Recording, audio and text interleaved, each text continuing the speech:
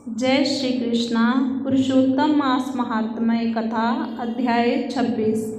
अब उद्यापन के पीछे व्रत के नियम का त्याग कहते हैं। वाल्मीकि मुनि बोले, संपूर्ण पापों के नाश के लिए, गरुड़ ध्वज भगवान की प्रसन्नता के लिए धारण किए व्रत नियम का विधि पूर्वक त्याग कहते हैं। हे राजन, नत व्रत करने वाला मनुष्य समाप्ति में ब्राह्मणों को भोजन करावे और बिना मांगे जो कुछ मिल जाए उसको खाकर रहने में सुवर्ण दान करना।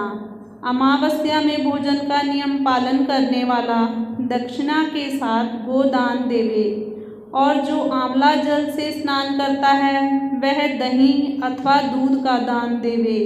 हे राजन, फलों का नियम किया है तो फलों का दान करे। तेल का नियम किया है अर्थात तेल छोड़ा है तो समाप्ति में घृत दान करे और घृत का नियम किया है तो दूध का दान करे। हे राजन, धान्यों के नियम में गेहूं और शाली चावल का दान करे।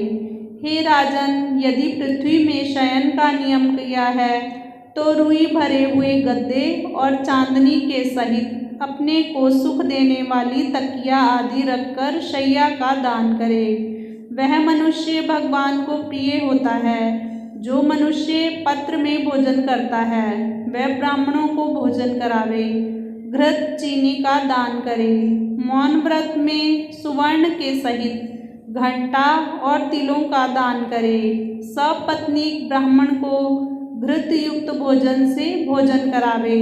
हे राजन, नख तथा केशों को धारण करने वाला बुद्धिमान दर्पण का दान करे।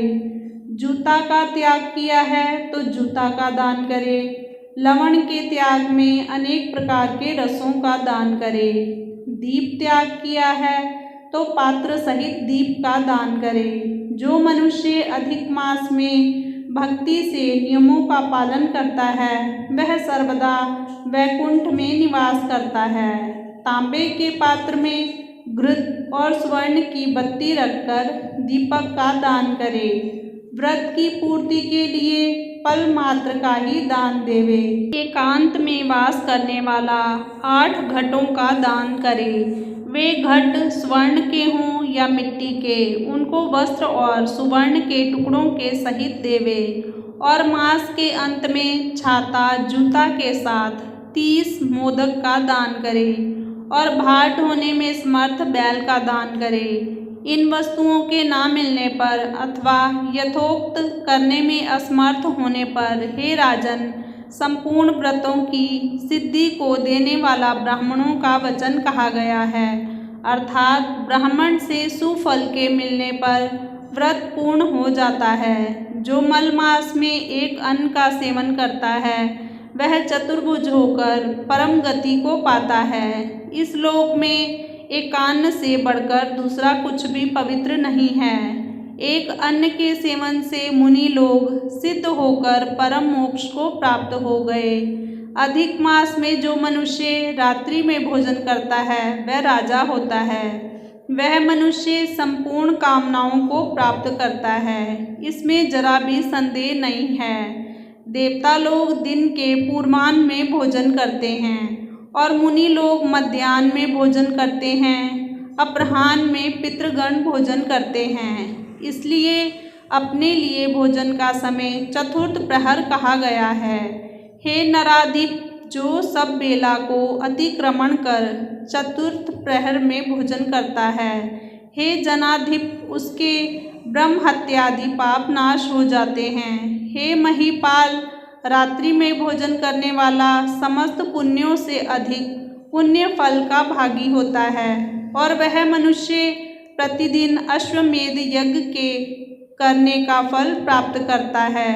भगवान के प्रिय पुरुषोत्तम मास में उड़द का त्याग करें। वह उड़द छोड़ने वाला समस्त पापों से मुक्त होकर विष्णु लोक को जाता है।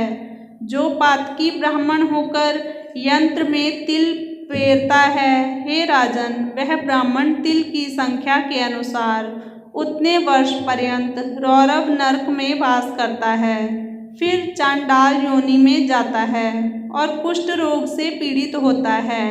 जो मनुष्य शुक्ल और कृष्ण पक्ष की एकादशी तिथि में उपवास करता है वह मनुष्य चतुर्भुज हो गरुड़ पर बैठकर वैकुंठ लोक को जाता है और वह देवताओं से पूजित तथा अप्सराओं से सेवित होता है। एकादशी व्रत करने वाला दशमी और द्वादशी के दिन एक बार भोजन करे। जो मनुष्य देव विष्णु भगवान के प्रीत्यर्थ व्रत करता है वह मनुष्य स्वर्ग को जाता है। हे राजन, सर्वदा भक्ति से कुशा का मुट्ठा धारण करे, कुश मुष्टि का त्याग ना करे। जो मनुष्य कुशा से मल मूत्र कफ रुधिर को साफ करता है वह विष्ठा में कृमि योनि में जाकर वास करता है। कुशा अत्यंत पवित्र कहे गए हैं। बिना कुशा की क्रिया व्यर्थ कही गई है, क्योंकि कुशा के मूल भाग में ब्रह्मा और मध्य भाग में जनार्दन वास करते हैं। कुशा के अग्रभाग में महादेव वास करते हैं, इसलिए कुशा से मार्जन करें। शूद्र जमीन से कुशा को ना उखाड़े और कपिला गौ का दूध ना पीवे। हे भूपते, पलाश के पत्र में भोजन ना करे, प्रणव मंत्र का उच्चारण ना करे, यज्ञ का बचा हुआ अन्न ना भोजन करे, शूद्र कुशा के आसन पर ना बैठे, जनेऊ को धारण ना करे और वैदिक क्रिया को ना करे। यदि विधि का त्याग कर मनमाना काम करता है तो वह शूद्र अपने पितरों के सहित नरक में डूब जाता है। 14 इंद्र तक नरक में पड़ा रहता है, फिर मुर्गा, सूकर, बानर जोनी को जाता है। इसलिए शूद्र हमेशा प्रणव का त्याग करे। हे भूमि, शूद्र ब्राह्मणों के नमस्कार करने से नष्ट हो जाता है। हे महाराज, इतना करने से व्रत परिपूर्ण कहा है, अथवा ब्राह्मणों को दक्षिणा ना देने से मनुष्य नरक के भागी होते हैं। व्रत में विघ्न होने से अंधा और कोढ़ी होता है। हे भूप, मनुष्यों में श्रेष्ठ मनुष्य पृथ्वी के देवता ब्राह्मणों के वचन से स्वर्ग को जाते हैं। हे भूप, इसलिए कल्याण को चाहने वाला विद्वान मनुष्य उन ब्राह्मणों के वचनों का उल्लंघन ना करे। यह मैंने उत्तम कल्याण को करने वाला, पापों का नाशक, उत्तम फल को देने वाला, माधव भगवान को प्रसन्न करने वाला, मन को प्रसन्न करने वाला धर्म का रहस्य कहा है। इसका नित्य पाठ करें। हे राजन, जो इसको हमेशा सुनता है अथवा पढ़ता है वह उत्तम लोक को जाता है, जहाँ पर योगीश्वर हरि भगवान वास करते हैं। इति श्री ब्रह्म नारदीय पुराणे पुरुषोत्तम मास महात्म्ये षड्विंशो अध्याय। हरि शरणम। पुरुषोत्तम मास महात्म्य कथा अध्याय 27। श्री नारायण बोले, इस प्रकार कहकर मौन हुए मुनीश्वर वाल्मीकि मुनि को सपत्नीक राजा दृढ़धन्वा ने नमस्कार किया और प्रसन्नता के साथ भक्ति पूर्वक पूजन किया। उस राजा दृढ़धन्वा से की हुई पूजा को लेकर आशीर्वाद को दिया, तुम्हारा कल्याण हो। पापों का नाश करने वाली सरयू नदी को मैं जाऊंगा। इस समय हम दोनों को इस प्रकार बात करते सायंकाल हो गया है। यह कहकर मुनि श्रेष्ठ वाल्मीकि मुनि शीघ्र चले गए। राजा दृढ़धन्वा भी सीमा तक वाल्मीकि मुनि को पहुंचाकर अपने घर लौट आया। घर जाकर अपनी गुण सुंदरी नामक सुंदर स्त्री से बोला। राजा दृढ़धन्वा बोला, अई सुंदरी, राग, द्वेष, लोभ, मोह, मद, मत्सर्य इन 6 शत्रुओं से युक्त गंधर्व नगर के समान इस असार संसार में मनुष्यों को क्या सुख है। कीट, विष्ठा, भस्म रूप और वात, पीत, कफ इनसे युक्त मल, मूत्र, रक्त से व्याप्त ऐसे इस शरीर से मेरा क्या प्रयोजन है। हे वरारोहे, अध्रुव शरीर से ध्रुव वस्तु एकत्रित करने के लिए पुरुषोत्तम का स्मरण करने वन को जाता हूँ। तब वह गुण सुंदरी ऐसा सुन के विनय से, नम्रता युक्त तथा शुद्धता से हाथ जोड़ अपने पति से बोली। गुण सुंदरी बोली, हे नृपते, मैं भी तुम्हारे साथ चलूँगी, पतिव्रता स्त्रियों के पति ही देवता हैं। जो स्त्री पति के जाने पर पुत्र के गृह में रहती है वह स्त्री पुत्रवधू के अधीन हो पराये गृह में कुत्ते के समान रहती है। पिता स्वल्प देता है और भाई भी स्वल्प ही देता है। अत्यंत देने वाला पति के साथ कौन स्त्री ना जाएगी।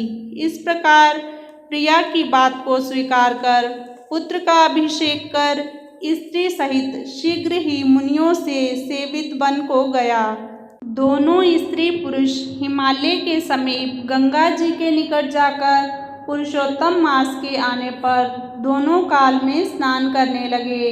हे नारद, वहाँ पुरुषोत्तम मास को प्राप्त कर विधि से पुरुषोत्तम का स्मरण कर भार्या सहित तपस्या करने लगे। ऊपर हाथ किए बिना अवलंब पैर के अंगूठे पर स्थिर आकाश में दृष्टि लगाए निराहार होकर राजा श्री कृष्ण का जप करने लगे। इस प्रकार व्रत की विधि में स्थित हुए तपोनिधि राजा की पतिव्रता रानी सेवा में तत्पर हुई। इस प्रकार तप करते हुए राजा का पुरुषोत्तम मास संपूर्ण होने पर घंटिमाओं के जल से विभूषित विमान वहाँ आया। ऐसे तत्काल आए हुए पुण्यशील और सुशील सेवित विमान को देख स्त्री सहित राजा आश्चर्य युक्त हो विमान में बैठे हुए पुण्यशील और सुशील को नमस्कार किया। पुनः वे स्त्री सहित राजा को विमान में बैठने की आज्ञा दिए। स्त्री सहित राजा विमान में बैठ के सुंदर नवीन शरीर धारण कर तत्काल गोलोक को गए। इस प्रकार पुरुषोत्तम मास में तप करके भय रहित लोक को प्राप्त होकर हरि के निकट आनंद करने लगे। और पतिव्रता स्त्री भी पुरुषोत्तम में तप करते हुए पति की सेवा कर उसी लोक को प्राप्त हुई। श्री नारायण बोले, हे नारद, मेरी एक जीवा है, इस समय इसका क्या वर्णन करूं। इस पृथ्वी पर पुरुषोत्तम के समान कुछ भी नहीं है। सहस्त्र जन्म में तप करने से जो फल प्राप्त नहीं होता है वह फल पुरुषोत्तम के सेवन से पुरुष को प्राप्त हो जाता है। श्री पुरुषोत्तम मास में बुद्धिपूर्वक अथवा अबुद्धिपूर्वक किसी भी बहाने यदि उपवास, स्नान, दान और जप आदि किया जाए तो करोड़ों जन्म पर्यंत किए पाप नष्ट हो जाते हैं।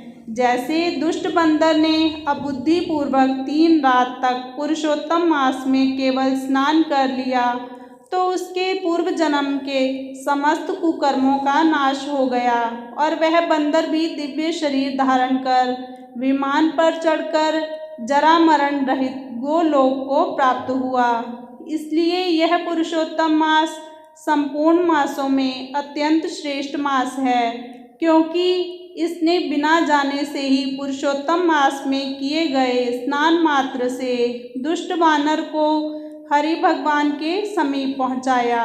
अहो आश्चर्य है, श्री पुरुषोत्तम मास का सेवन जो नहीं करने वाला है वह महामूर्ख हैं। वे धन्य हैं और कृतकृत्य हैं तथा उनका जन्म सफल है। जो पुरुष श्री पुरुषोत्तम मास का विधि के साथ स्नान, दान, जप, हवन, उपवास पूर्वक सेवन करते हैं।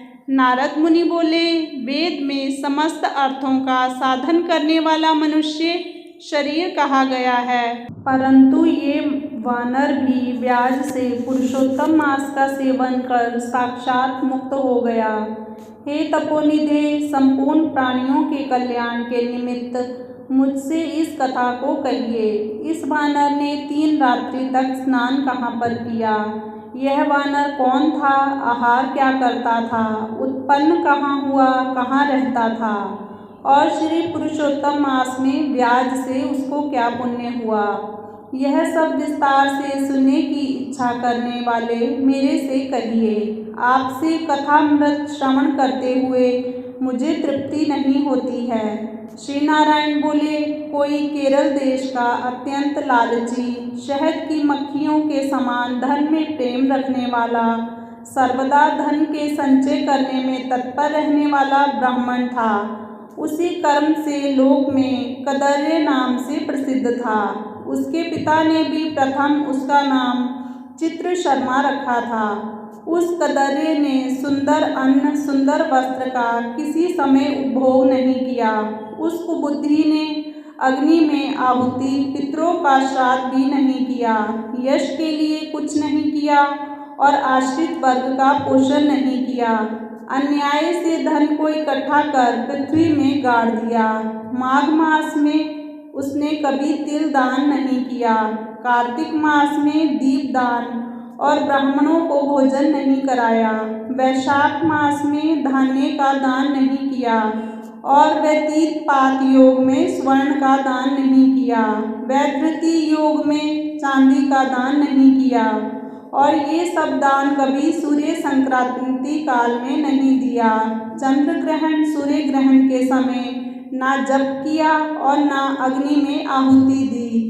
सर्वत्र नेत्रों में आंसू भरकर दीन वचन कहा करता था। वर्षा वायु आतप से दुखित दुबला और काले शरीर वाला वह मूर्ख सर्वदा धन के लोभ से पृथ्वी पर घूमा करता था।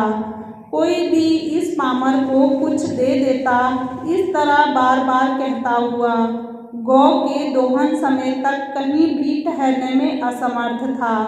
लोक के प्राणियों के धिक्कारने से जला हुआ और उद्विग्न मन होकर घूमता था। उसका मित्र कोई बनेचर वाटिका का मालिक था। उस कदर्य ने उस माली से बार बार रोते हुए अपने दुख को कहा, नगर के वासी मेरा नित्य तिरस्कार करते हैं, इसलिए उस नगर में मैं नहीं रह सकता हूँ। इस प्रकार कहते हुए उस कदर्य ब्राह्मण के अत्यंत दीन वचन को सुनकर माली दयार्त चित्त हो गया। शरण में आए हुए उस दीन ब्राह्मण पर माली ने दया कर कहा कि हे कदर्य, इस समय तुम इसी वाटिका में वास करो। नगरवासियों से तिरस्कृत हुआ वह कदर्य उस माली के वचन को सुन प्रसन्न होकर उस वाटिका में रहने लगा। नित्य उस माली के पास वास करता और उसकी आज्ञा का पालन करता था। इसलिए उस कदर्य में माली ने दृढ़ विश्वास किया और उस कदर्य में अत्यंत विश्वास होने के कारण माली ने उस कदर्य ब्राह्मण को अपने से छोटा बगीचे का मालिक बना दिया। इसके बाद उस माली ने यह निश्चय किया कि कदर्य हमारा आदमी है। इसके लिए वाटिका की चिंता को छोड़कर राज मंदिर का सेवन किया। राजा के यहाँ उस माली को बहुत कार्य रहता था, इसलिए और पराधीनतावश वाटिका की ओर वह कभी नहीं आया। वह अत्यंत दुर्बल कदर्य उस वाटिका के फलों को आनंद से अच्छी तरह भोजन करता और लोभवश बचे हुए फलों को बेच देता था। निर्भय पूर्वक उस बगीचे के फलों को बेचकर सब धन स्वयं लेता था। जब माली पूछता था तो उसके सामने झूठ बोलता था कि नगर में फिरता फिरता भिक्षा मांगता हूँ और खाता खाता तुम्हारे वन की रक्षा करता हूँ। फिर भी पक्षीगण इस बगीचे के फलों को महीने में आकर खा जाते हैं। देखिए, मैंने कुछ खाते हुए पक्षियों को अच्छी तरह से मार डाला है। यहाँ चारों तरफ उन पक्षियों के मांस और पंख गिरे पड़े हैं। उन मांस के टुकड़ों और पंखों को देखकर उसका अत्यंत विश्वास कर माली चला गया। इस प्रकार अत्यंत जर्जर उस दुष्ट कदर्य के वास करते 87 वर्ष व्यतीत हो गए। वह मूढ़ वहाँ ही मर गया और उसको अग्नि और काष्ठ भी नहीं मिला। बिना भोगे पापों का नाश नहीं होता है, ऐसा वेद के जानने वाले कहते हैं। इस कारण हाहाकार करता हुआ यमदूतों के मुद्गर के आघात से पीड़ित कष्ट के साथ अत्यंत भयंकर दीर्घ मार्ग को गया। पूर्व में किए हुए कर्मों को स्मरण करता हुआ और प्रलाप करता हुआ तथा बुद्बुद अक्षरों में कहता हुआ कि अहो आश्चर्य है, मुझ दुष्ट कदर्य के अज्ञान को देखिए। कृष्ण सार से युक्त पवित्र इस भारत खंड में देवताओं को भी दुर्लभ मनुष्य शरीर को प्राप्त कर मैंने धन के लोभ से क्या किया, अर्थात कुछ भी नहीं किया, और मैंने जन्म व्यर्थ में खोया तथा मैंने बहुत दिनों में जो धन संचय किया था वह धन तो पराधीन हो गया। इस समय कालपाश में बंधा पराधीन होकर क्या करूं? प्रथम मनुष्य शरीर को प्राप्त कर कुछ भी पुण्य कर्म नहीं किया, ना तो दान दिया, ना अग्नि में आहुति दी, ना हिमालय की गुफा में जाकर तपस्या की, मकर के सूर्य होने पर माघ मास में ना गंगा के जल का सेवन किया, पुरुषोत्तम मास के अंत में 3 दिन उपवास भी नहीं किया और कार्तिक मास में तारागण के रहते प्रातः स्नान नहीं किया। मैंने पुरुषार्थ को देने वाले मनुष्य शरीर को भी पुष्ट नहीं किया। अहो आश्चर्य है, मेरा संचित धन पृथ्वी में निरर्थक गड़ा रह गया। दुष्ट बुद्धि होने के कारण जीवन पर्यंत जीव को कष्ट दिया और मैंने जठराग्नि को भी कभी अन्न से तृप्त नहीं किया। किसी पर्व के समय भी उत्तम वस्त्र से शरीर को आच्छादित नहीं किया, ना तो जाति के लोगों को, ना बांधवों को, ना स्वजनों को, ना बहनों को, ना दामाद को, ना कन्या को, ना पिता माता छोटे भाई को, ना पतिव्रता स्त्री को, ना ब्राह्मणों को प्रसन्न किया। इन लोगों को एक बार भी मिठाई से कभी तृप्त नहीं किया। इस प्रकार विलाप करते हुए उस कदर्य को यमदूत यमराज के समीप ले गए।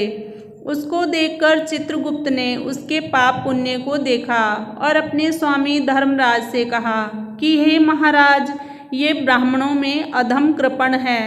धन के लोभी इस दुष्ट कदर्य का कुछ भी पुण्य नहीं है। वाटिका में रहकर इसने बहुत पाप किया। माली का विश्वास पात्र बनकर साक्षात स्वयं फलों को चुराया और जो जो पके हुए फल थे उनको खाया और जो खाने से बचे हुए फल थे उनको इस दुष्ट ने धन के लोभ से बेच डाला।